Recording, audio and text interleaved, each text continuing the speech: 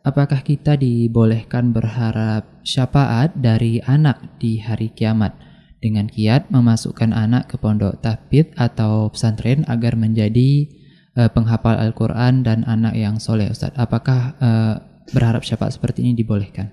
Nah, tidak dilakukan boleh, karena dan itu tidak merusak nilai-nilai tauhid, karena dia tidak memintanya kepada selain Allah.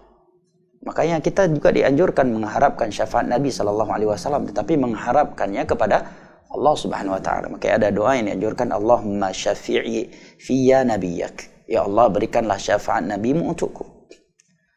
Yang kedua, Allah dan Rasulnya telah menyebutkan si fulan bisa memberikan syafaat para malaikat, orang-orang saleh, teman saleh dengan temannya, anak-anak yang meninggal sebelum balik pada orang tua. Ya, seandainya itu tidak boleh diharapkan, tidak mungkin Allah dan Rasulnya menyebutkannya.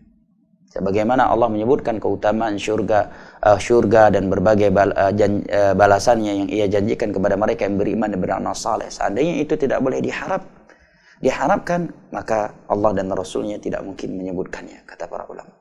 Nah, wallahu ta'ala a'lam bishawab.